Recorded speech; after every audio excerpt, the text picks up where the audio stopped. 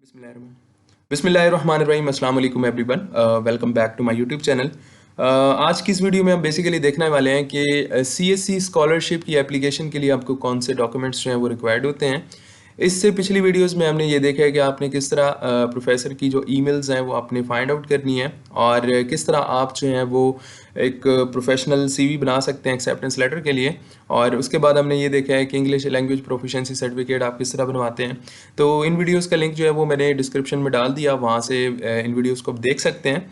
तो चलते हैं आज की इस वीडियो में इन चीज़ों के बारे में डिस्कस करने के लिए कि डॉक्यूमेंट्स जो हैं वो कितने इंपॉर्टेंट हैं और आपको कौन कौन से डॉक्यूमेंट्स जो हैं वो रिक्वायर्ड होंगे एप्लीकेशन के लिए।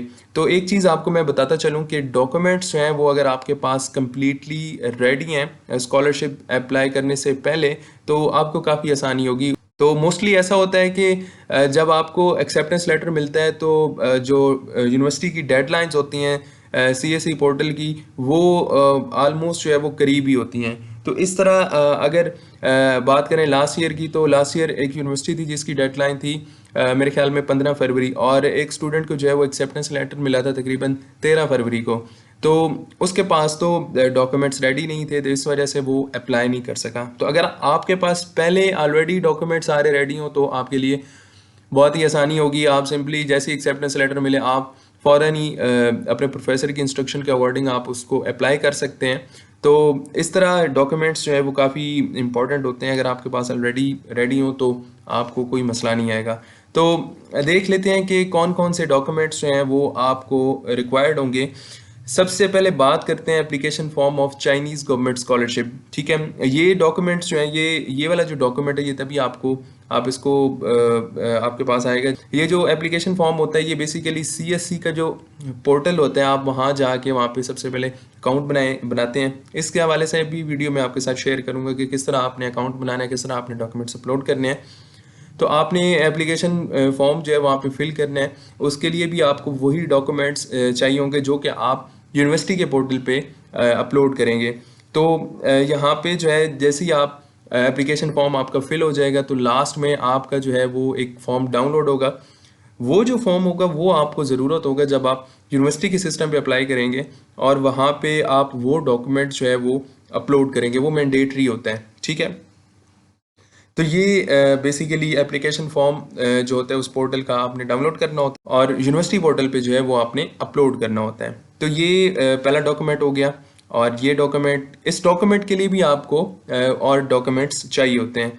तो दूसरा डॉक्यूमेंट आपके पास जो होता है वो हाईएस्ट डिप्लोमा या सर्टिफिकेट, यानी कि आपके पास जो लास्ट डिग्री है वो आपके पास होना बहुत ज़रूरी है। इसमें यह है कि आपके पास एक लास्ट डिग्री होनी चाहिए और उसके साथ साथ आपके पास ट्रांसक्रिप्ट भी होनी चाहिए। फॉर एग्जांपल आपने अगर बैचलर्स कंप्लीट कर लिया है तो आपके पास डिग्री भी होनी चाहिए और आपके पास लाइक सर्टिफिकेट भी होना चाहिए, ट्रांसक्रिप्ट भी होना चाहिए जिसके ऊपर सारे आपके ग्रेड्स वगैरह होते हैं।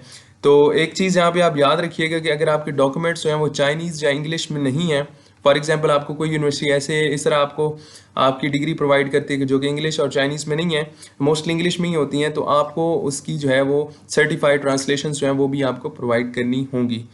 यहाँ पे एक चीज़ आपको बताते चलें, नोटराइज्ड बैचलर डिग्री या मास्टर डिग्री आप जब अप्लाई करते हैं तो आपने अपनी जो जब आप यूनिवर्सिटी के पोर्टल पे या आप सीएससी के पोर्टल पे जब आप अपलोड करते हैं डॉक्यूमेंट्स, तो आपके पास जो भी डिग्री और ट्रांसक्रिप्ट होती है आपने उसको नोटराइज करवाना होता है। इस हवाले से एक कंप्लीट वीडियो मैं आपके साथ शेयर करूंगा कि आपने नोटराइज किस तरह अपने डॉक्यूमेंट्स करवाने हैं।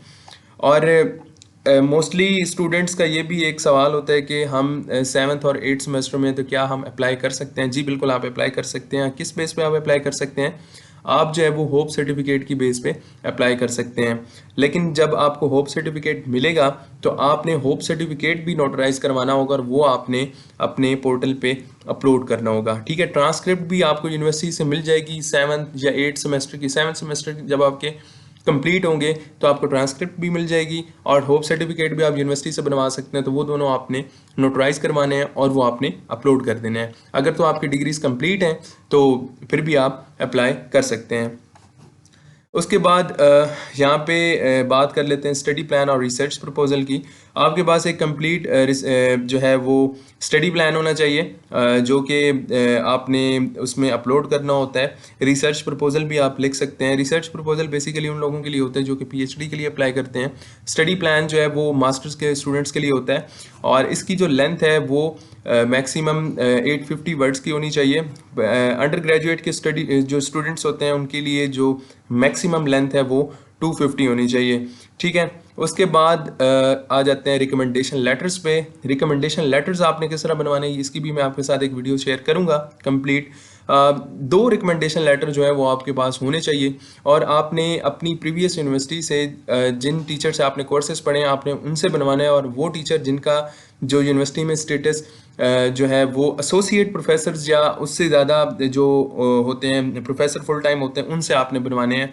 ये 2 आपके पास रिकमेंडेशन लेटर जो है वो आपको आपकी जो लास्ट यूनिवर्सिटी आप वहाँ से बनवा सकते हैं। लैंग्वेज प्रोफिशिएंसी सर्टिफिकेट के हवाले से बात कर लेते हैं। इस हवाले से मैंने वीडियो आपके साथ शेयर भी किया, आप उसको भी देख सकते हैं। इंग्लिश लैंग्वेज प्रोफिशिएंसी सर्टिफिकेट जो है वो मोस्टली यूनिवर्सिटीज़ में आप वो रिक्वायर्ड होता है एज ए डॉक्यूमेंट, तो आप वो अपनी यूनिवर्सिटी से बनवा सकते हैं। अगर आपके पास आइट्स या टॉफिल का भी आपके पास सर्टिफिकेट्स हैं तो आप वो भी साथ लगा सकते हैं। ठीक है, ये मैंडेटरी नहीं है कि आपने जो है आइट्स और टोफिल के ही जो लगाना है, क्योंकि यूनिवर्सिटीज़ जो है वो आपका इंग्लिश लैंग्वेज प्रोफिशिएंसी सर्टिफिकेट ही एक्सेप्ट कर लेती है। उसके बाद आपके पास एक पासपोर्ट की कॉपी होनी चाहिए। याद रखिएगा ये सबसे इंपॉर्टेंट डॉक्यूमेंट है, क्योंकि आप जब पोर्टल में रजिस्टर्ड होते हैं सीएससी के, तो उसमें आपको जो है वो पासपोर्ट नंबर देना होता है। जब आप एप्लीकेशन फॉर्म फिल कर रहे होते हैं तो वो मैंडेटरी फील्ड होती है, उसमें आपको पासपोर्ट नंबर ऐड करना होता है। तो इस तरह आपके लिए एक तो पासपोर्ट वहाँ भी ज़रूरी है, दूसरा आपको पासपोर्ट का जो फ्रंट पेज है, फर्स्ट पेज, उसकी जो है वो एक पिक्चर जो है वो आपने एज ए डॉक्यूमेंट अपलोड करनी होती है। तो ये भी काफ़ी इंपॉर्टेंट होता है, इसके बगैर आपकी जो एप्लीकेशन है वो आगे फर्दर प्रोसीड नहीं होगी। उसके बाद हम बात कर लेते हैं फिजिकल एग्जामिनेशन रिकॉर्ड की। ये इनकी ऑफिशियल जो चाइना की जो एम्बेसी है उसकी वेबसाइट पे भी इसका जो सैंपल है वहाँ से डाउनलोड कर सकते हैं। इसके बारे में आपको बताता चलूँ कि इसके हवाले से भी मैं एक वीडियो कंप्लीट आपके साथ शेयर करूँगा, लेकिन फिर भी आपको बताता चलूँ कि फिजिकल एग्जामिनेशन जो फॉर्म है वो आपने डाउनलोड करना है। उसके बाद आपने उसके ऊपर जो मेंशन टेस्ट हैं वो आप करवाएं तो भी ठीक है, ना भी करवाएं तो आप उसको एज ए सैम्पल मैं आपके साथ उसका शेयर कर दूंगा कि आपने उसको किस तरह फिल करना है, और वो आप उसको फिल करके आप किसी डॉक्टर के पास जा सकते हैं, डीएचक्यू या कोई भी गवर्नमेंट हॉस्पिटल, कोई भी गवर्नमेंट का डॉक्टर है, वो आपको ऊपर स्टैंप लगा दे और उसके ऊपर एक सजेशन लिखी होनी चाहिए कि आप मेंटली और फिजिकल फिट हैं to study and travel abroad. तो इस तरह आपका फिजिकल एग्जामिनेशन जो फॉर्म है वो भी कंप्लीट हो जाएगा, और ये भी एक इंपॉर्टेंट डॉक्यूमेंट है, ये आपने अपलोड करना है। और इसकी जो वैलिडेशन होती है वो 180 डेज होती है, यानी कि 6 मंथ होती है। 6 मंथ के बाद आपका ये जो फॉर्म होता है वो इनवैलिड होता है, फिर आपको न्यू जो है वो एग्जामिनेशन रिकॉर्ड फॉर्म जो आपने वो बनवाना होता है। उसके बाद हम बात कर लेते हैं सीवी की। सीवी के हवाले से भी मैंने आपके साथ एक कंप्लीट वीडियो शेयर की है, उसकी डिस्क्रिप्शन में आपको लिंक मिल जाएगा। सीवी किस तरह बनानी है, किस तरह उसमें आपने जो हेडिंग्स ऐड करनी है, वो सारी चीज़ें मैंने आपको शेयर कर दी है, और ये भी इम्पॉर्टेंट है ख़ास तौर पर जब आप एक्सेप्टेंस लेटर के लिए अप्लाई करते हैं। उसके बाद बात कर लेते हैं पब्लिश पेपर और एकेडमिक अचीवमेंट्स। अगर आपके पास कोई पब्लिकेशंस हैं, चाहे वो जर्नल पेपर है या कॉन्फ्रेंस पेपर है, रिव्यू पेपर है, जो भी है, तो आपने वो भी लाजमी अपलोड करना है पोर्टल्स में, क्योंकि इससे आपकी जो है वो एप्लीकेशन जो है वो काफ़ी स्ट्रॉन्ग होगी, और ये एक अच्छा इम्पैक्ट होगा क्योंकि इससे आपका रिसर्च बैकग्राउंड जो है वो क्लियरली इंडिकेट होगा।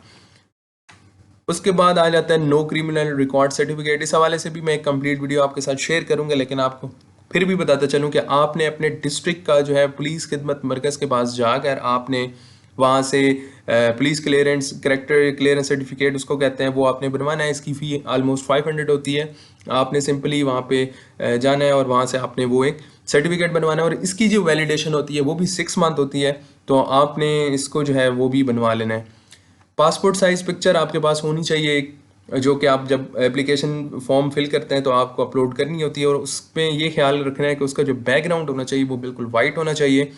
और इस तरह से आपका ये भी डॉक्यूमेंट जो है वो काफ़ी इंपॉर्टेंट है, इस पिक्चर को भी अपलोड करना काफ़ी ज़रूरी होता है। उसके बाद जो अदर सपोर्टिंग मटेरियल्स में हम बात कर लेते हैं, इसमें जो है आपका एक्सेप्टेंस लेटर भी आ जाता है, उसके बाद प्री एडमिशन लेटर भी आ जाता है, और जो आपके पास अचीवमेंट्स होती हैं, फॉर एग्जांपल आपके पास अगर सर्टिफिकेट्स हैं तो वो भी आप अपलोड कर सकते हैं। एक्सेप्टेंस लेटर जो होता है ये ऑप्शनल होता है, ये मैंडेटरी नहीं होता। अगर आपके पास है तो ये आपकी स्कॉलरशिप की जो एप्लीकेशन है इसको बहुत ज़्यादा स्ट्रॉन्ग कर देता है। अगर ना भी हो तो फिर भी आपकी एप्लीकेशन जो है वो सबमिट हो जाती है, इसलिए इसको सपोर्टिंग मटेरियल कहा गया है कि आपकी जो एप्लीकेशन है उसको सपोर्ट करता है। प्री एडमिशन लेटर भी यूनिवर्सिटीज़ जो है वो आपकी जब आप का नाम फाइनल हो जाता है तो आपको वो प्री एडमिशन लेटर दे देते हैं, जो कि आप फिर जाके अपने सीएससी की पोर्टल पे जो है दोबारा अपलोड करते हैं। वो एप्लीकेशन जो है वो आपकी रिवर्स हो जाती है, आप उसको दोबारा अपलोड करके आप फिर सबमिट कर देते हैं। तो इस तरह से ये जो है ये बेसिक डॉक्यूमेंट्स हैं जो कि आपके लिए ज़रूरी हैं कि वो आपके पास होना चाहिए, और आप इसको रेडी रखें, और इस तरह से जो है वो आप अपनी एप्लीकेशन को ईजिली तौर पे जो है आप उसको सबमिट करवा सकते हैं।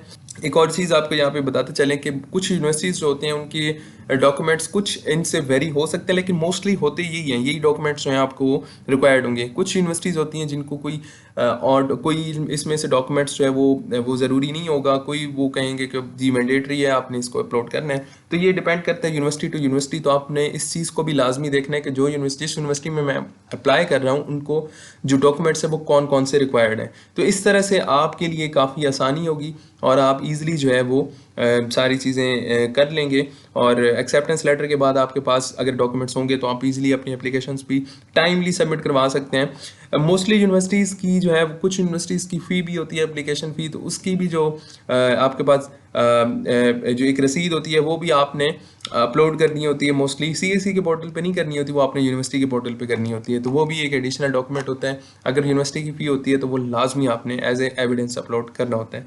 तो आज की वीडियो में हमने बेसिकली यही देखा है कि इसमें डॉक्यूमेंट्स में क्या क्या डॉक्यूमेंट्स आ जाते हैं। तो आई होप आपको ये वीडियो समझ आ चुकी होगी और आपके लिए काफ़ी ज़्यादा हेल्पफुल रही होगी। अगर आप हमारे चैनल पे न्यू हैं तो अगर वीडियो अच्छी लगे तो सब्सक्राइब कर दें, लाइक भी कर दें, वीडियो को शेयर कर दें।